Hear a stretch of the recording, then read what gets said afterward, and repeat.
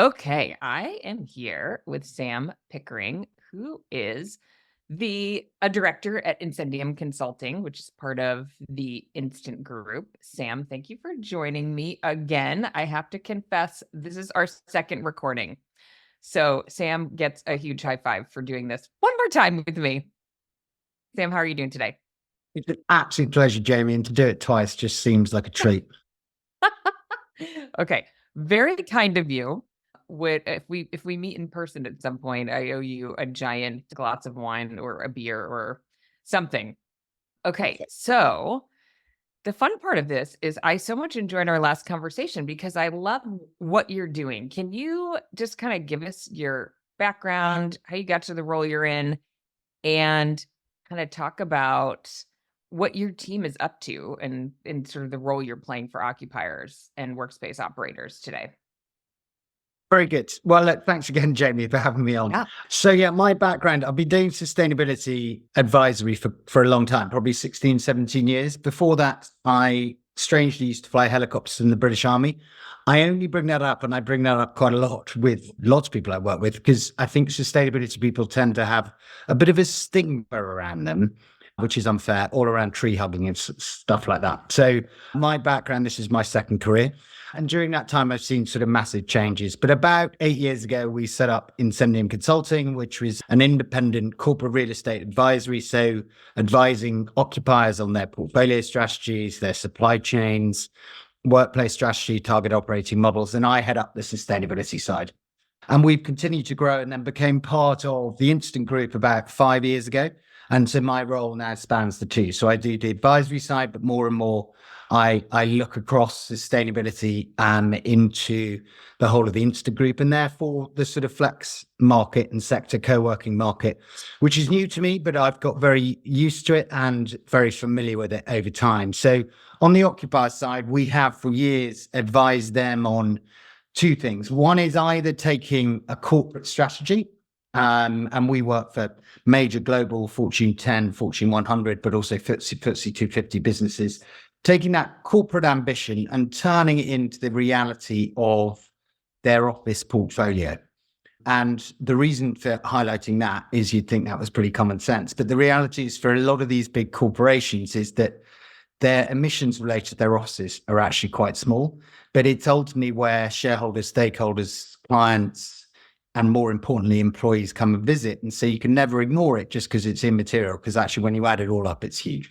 So we advise them on that. And then more and more, we've started working at a board level to develop their overarching ESG, net zero, science-based target, whatever you want to call it, their ambitions across it. And then we assist them by becoming a sort of an extension of that client organization. And my team is now globally pretty large, actually. And we then become an extension of their client team working across the business and with their supply chains to deliver. So as we've done more and more of that, what we've started to work with is portfolios are changing ever since COVID. I won't go into all that because you probably talked about that quite a lot, Jamie, but they are changing significantly. And so you're seeing a consolidation of corporates taking space, but also a drive towards a more hybrid way of working. And that's not just flex or co-working space, that's also working from home and so on and so forth. And that has a major effect, both positively, but potentially adding more complexity to sustainability within an office portfolio. So as that demand has really driven towards that hybrid way of working, in particular co-working, which clearly sits within our group focus, we as a business have really started focusing with operators in terms of what they can do, which is very much aligned to actually what occupiers and therefore their own clients want to see them. And it's quite new for a lot of operators, but there is without a doubt a huge desire to know where to start and ultimately make an impact. So I'm curious about kind of the strategic focus on ESG, and then I don't know if execution's the right word. Do you see variation on that globally? I get the sense that the UK is really, at least outwardly, more explicitly focused on ESG as like part of their corporate, mission, or values maybe is a better word, and that the US lags behind a bit. Is Is that true or not? It probably is true. I mean, the reality is we talk about the UK, but really, even though we've had Brexit, we are still very much firmly part of Europe. And during that time, if you ignore Brexit, the EU legislation's been driving this, in particular in focus, which is really around reporting and energy efficiency.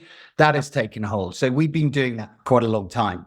The irony is, Jamie, is that our biggest clients are all US corporates, funnily enough. And I've worked with them for years. Sort of, if I took two major technology organizations that I won't go into specifically naming them, but two of the largest probably in the world, we've been working for 5 or 6 years, and they're actually leading the charge when it comes to decarbonization and the whole kind of social aspects, supply chains, diversity, all those sorts of things. But there's no two ways about it. I guess in Europe in particular, there's probably a more holistic and it's kind of embedded in the way people think about stuff. But actually in the US, there's a lot more money focused at it in certain areas, not holistically. So I wouldn't be beating yourself up that you're miles behind by any means. It's just probably not as wholesale as it probably is in Europe. Well, and I wonder if sort of government regulation and reporting requirements supports that. I think, right. Sometimes we need the right incentives to be doing the right things. So yeah, I was just curious. And I know you were here for right after we talked last time. So now we get to do an update for the IWBI conference. I know I'm not getting the name right, maybe. Can you talk about what you're doing with, so it's the International Well Building Institute. You have a new partnership with them. Can you talk about what you're doing there and what the goal is and kind of what role your team will play? Yeah, definitely. So what I might do is come on to that. What I did want to just bring up in terms of operators, just something we've also launched about probably a year ago now, is something called the Sustainability Index. And I kind of go back to that demand side, i.e. clients and occupiers and legislation, because you brought it up, which is an important part. So as we've been working with all these major corporates, and when I say major corporates, it ranges from hundreds of thousands of employees down to 2,000 or 3,000. But as they move to a hybrid way of working, what we found at the end of the year, building their carbon footprint, was we, without that, could never get any emissions data, simple emissions data out of any of their flex portfolio. Now, it didn't really matter because it was immaterial and compliance hadn't called up. Well, now that's becoming more material. The data coming out of that in terms of how they make quick and informed decisions on taking a space, that data is now really important because they get audited on their carbon emissions like you do on your dollars or your pounds around accounts. So what I wanted to set up was something that was easy to engage with for operators, a good starting point around data, and fulfilled the initial requirement for occupiers and their clients. And that's the Sustainability Index. So what we do on an annual basis, or we can do it on a live basis every month or every quarter, we get all their invoices related to electricity, gas, and any renewable energy supplies they might have. We validate that against the Greenhouse Gas Protocol, and we then give them a sustainability data provider badge, both on our website and their own sales platforms, that allows ultimately clients to know that they will get data out of that site. Behind the scenes, we then give them a performance basis on how they can report back to occupiers and give them some ideas of what next. So next year, we should see a reduction and so on and so forth. And that excites me because suddenly we can interact with thousands of businesses as we do already, and we drive the sort of sustainability focus in a very easy, cost-effective and first step way. And that gets me out of bed every day and has excited my team because in the end, we're trying to make a big impact. What that then does is that differentiates sites and gives better choice metrics for their clients. Alongside of that, clearly the Instant platform is all around photos, the space and all the great things, the location, the cost per desk. We're now solving the sustainability side, which for me is really important. The other bit that was missing is then well-being. And so the Sustainability Index was easy for me to do internally because it's based on a GHG protocol. It's not mine. It's just data. It's validated against best practice and covers that off. When it comes to well-being, I am no doctor and I can't prove, and I haven't done decades of research around well buildings, but the IWBI have. And so I've worked with them for a number of years. In fact, I used to be at CBRE before starting up Incendium. And when they started out, I was actually on a panel with the founder of it. And so what I wanted to do was similar to the sustainability index, was to say, look, we've got massive scale across the Insta group and this flex sector is growing. Well-being of the co-working space is hugely important, but it's also the well standard is very complex and costly to interact with if you are an operator with one space.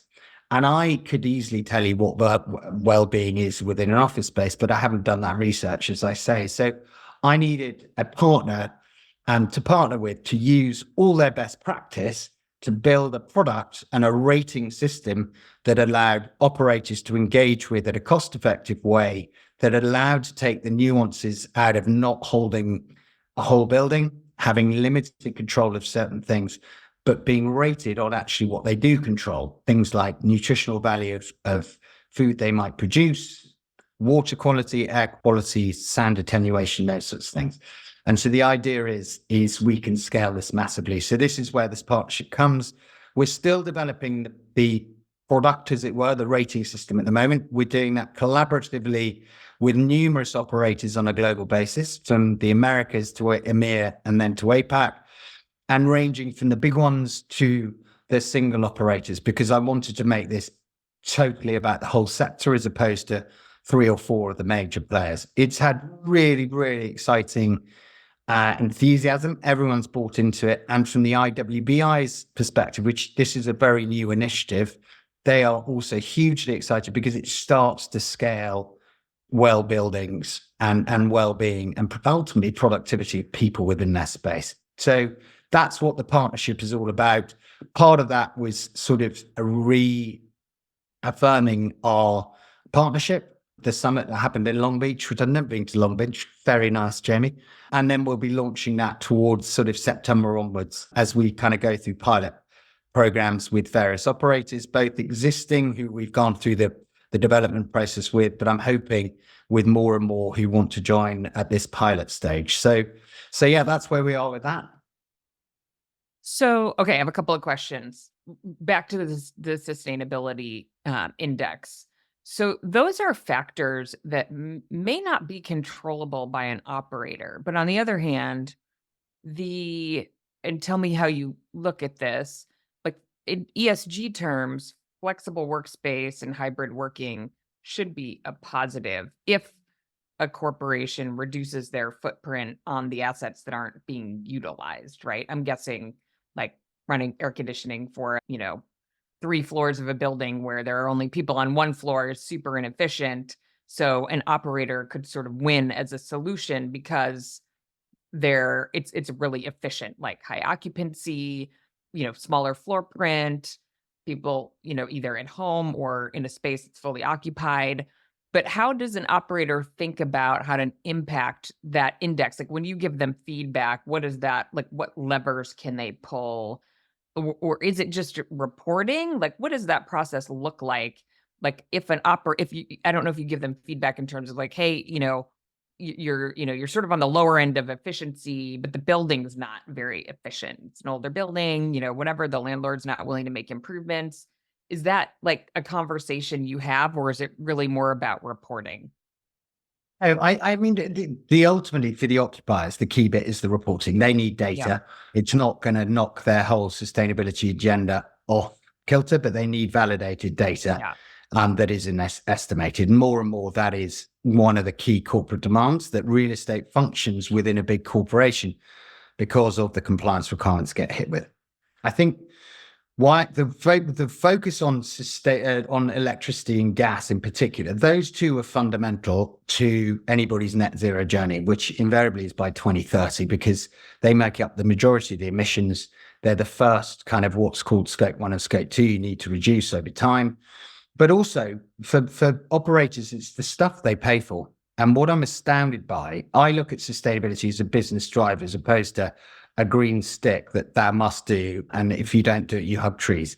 And my sort of analogy of that is, if you take a floor within a 14-story building and you are paying for that a portion per square foot, you've got no control or knowledge of what happens on the other 13 floors within that building.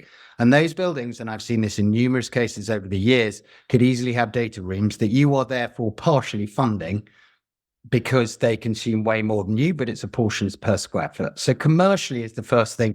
It doesn't make sense not to know what you consume. Now, of course, you might not be able to control the central plant on the roof, but you can definitely control how you operate your space. You can have air conditioning units that you can switch off. You can have better lighting. You can have better controls, all these types of things. So that's the first thing. It makes commercial benefit to challenge your landlord, say, I want the data that I consume. I get the central plant, but I just need a meter that shows me what I'm consuming on my floor. And then within that, as I say, the levers you can pull are better controls, more efficient stuff, which invariably over the life cycle of something that's 5 years, you'll get it back in spades, especially in certain markets globally.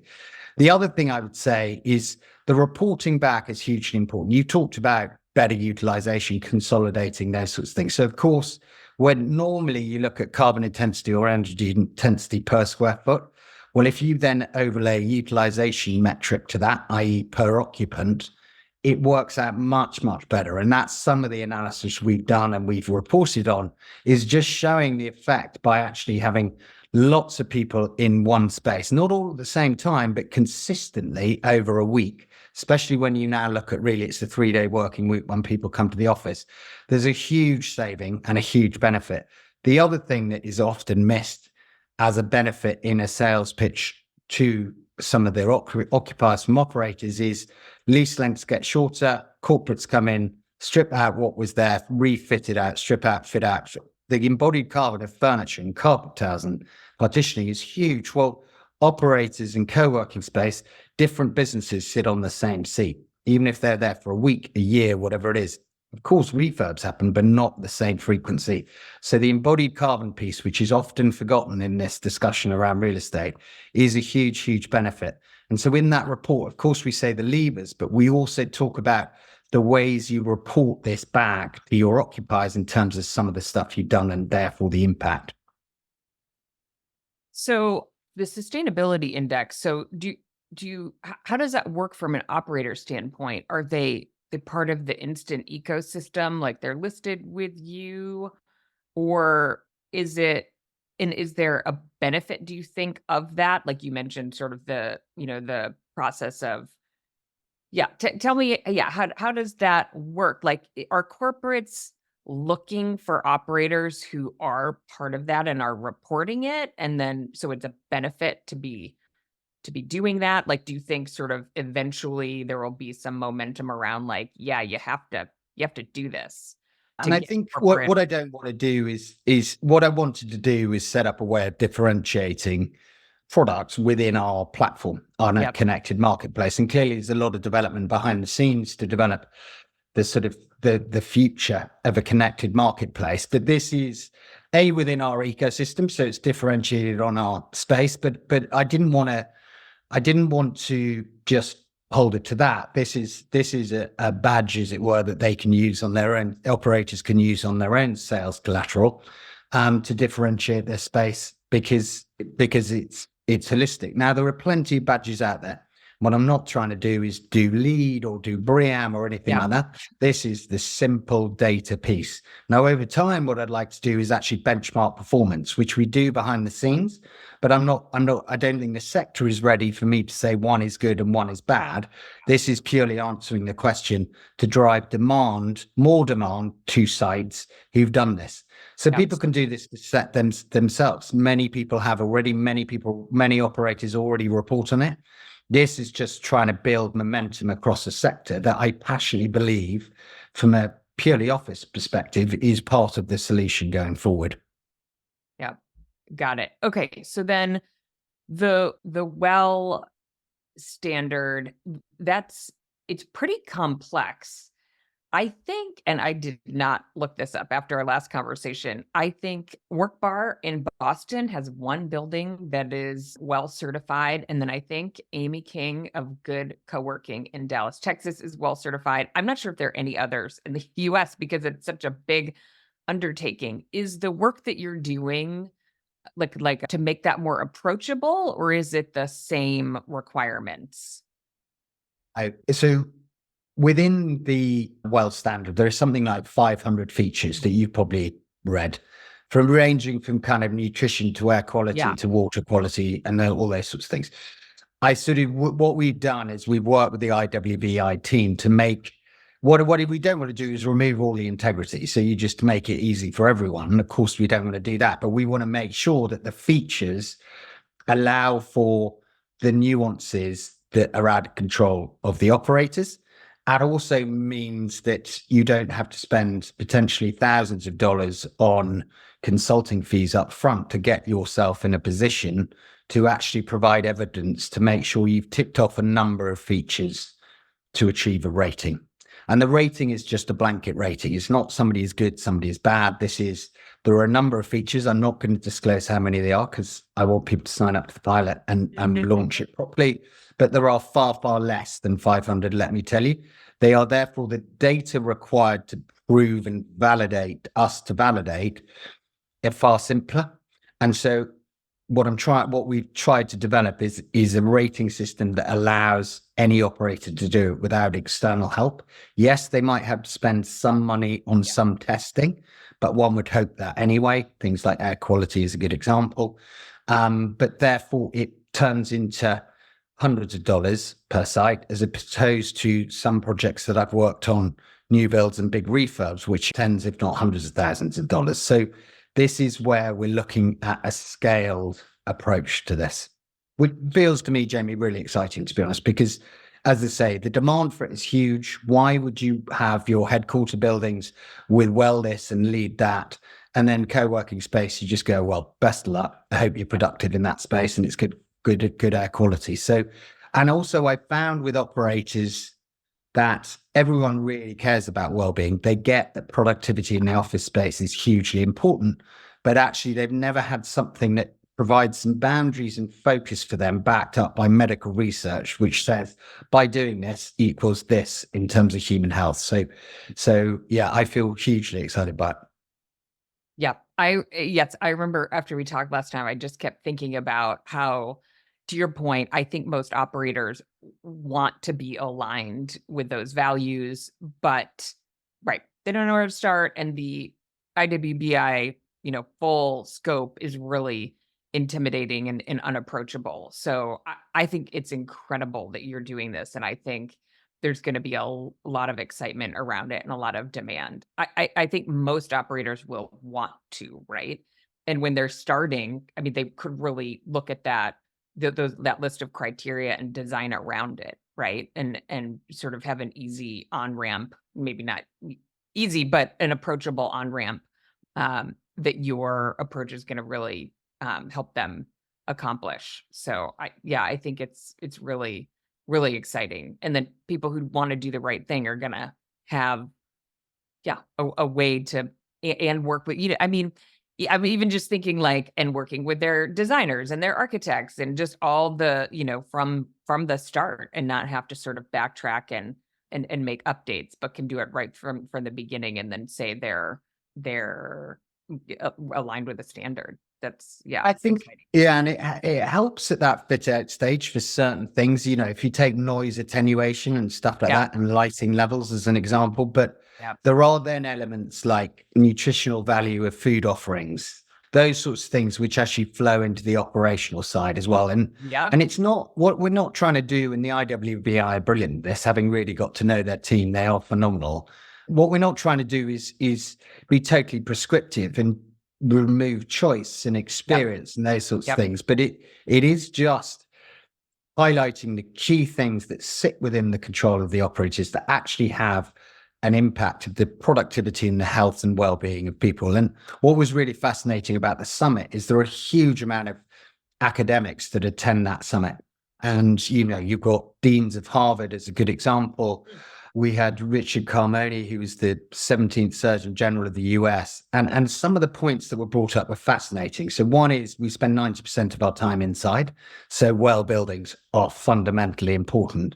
And what was really interesting is the CEO of the Asthma and Allergens institution who looks at, basically oversees in the US about 100 million people who suffer from allergies, was just saying that the effect of climate change, whether you believe it or not, it doesn't really matter. And we don't need to have an argument about that, Jamie, if you wanted to argue or not. But the realities of forest fires and increased pollen count, all of these sorts of things are really affecting not only people in the office space, but also children in education. So well buildings in terms of the changes to atmosphere and climates that we're beginning to see, and you in particular see it far more than we probably do in the UK as an example, is hugely important. And so that's the bit that I found fascinating, was actually private companies, public companies, and academia coming together to solve what is quite a big macro problem. And I think for co-working, again, I go back to that net zero sort of solution to a degree within corporate real estate. I think, co-working space, as it grows, this is going to be more and more important for them. Yeah. Yeah. It's such a good point. 90% of our time inside. I should start recording podcasts with guests outside. Mandatory outside recording. Yeah. Exactly that. Yeah. Yeah. I mean, although to your point, I used to do a little work with a company that was focused on health. And as I had, had never learned much about asthma. I mean, indoors can be a really important solution to those triggers, right? To your point, like the poor air quality that's outside is harder to control. Bigger, right. Bigger changes needed there, but that people can know they can come inside and have good air quality and access to plants. And even, what is funny, I think it was Nick, it might have been Nick Clark, somebody, I think it was Nick, who is the CEO. He's the founder of Common Desk, who was bought by WeWork. And I remember him saying once that their most popular snack was Pop-Tarts. Like, that was their best-selling snack in all of their spaces, which is, funny, not funny. And so it might help people sort of give them the framework of like, you can offer, fun things, but you should have, right, like, kind of tick the healthy choices box and not only offer Pop-Tarts. Yeah. I think also, explain why. I mean, we all live our own lives in however we do it, and people can make choices. And I think that's what we're developing, is a sort of flexible rating system that doesn't sort of spoil that. But I think over time we will see that this is more important. But as I say, I mean, the interest in the well rating has been huge. And the thing is, it is powered by the IWBI. We have just partnered with them to do it. So as I said right at the outset of talking about it, it's not ours. But just in terms of the scale that we have and the operators we can sort of influence, that's why it's hugely important and works both sides of the partnership. But I think the other thing for me, which goes back to why I started with the sustainability index, is if what I want to do and what I feel our responsibility is as Instant Group is to drive more and more demand to co-working space, because it is a growing sector and it's what clients want. And therefore this transparency gives better surety when making buying choices, especially when we see more and more growth in this space. So I personally feel we have a responsibility to start setting some of these boundaries and differentiating the sector as a whole. Yep. Okay, so pilot in the fall, and then you'll keep us posted on how that goes, and then a broader rollout once you kind of tweak the process. Yeah, and I think what we'll be looking at over the next month is we're just finalizing the product, what that looks like, landing pages and stuff like that. And then we've got so far probably 20 operators that have been really involved, hoping all of them will sign up to the pilot piece. And then we'll be asking others who want to sign up before kind of the fall to sign up and be part of the pilot piece. And then we'll probably go for general availability sort of end of October. And we're planning sort of launches both in the US, probably starting with New York, then London, and then over in Asia, probably Singapore and Sydney. So that will be by the end of the year, which now I think about it, Jamie, seems quite tiring, but exciting. Totally. You got a lot to do in the next few months. Yeah. Speaking of, thank you for taking the time to do this and share this. And I would love for you to, come back when you have kind of some updates and you want some broader visibility around how the pilots go and when you're ready to kind of broadly sign up operators. I agree with you. I think there's going to be a lot of excitement. And I think this is really wonderful for the industry. Our industry is just evolving and growing and still, finding its way and figuring out how does corporate demand fit into the product, and what are they looking for? And so I think things like this will really help to sort of shape the future and give folks some insight into what's ahead. So thanks for all that you're doing and for taking your second slot for walking us through it. Thank you, Sam. Pleasure. Thanks so much.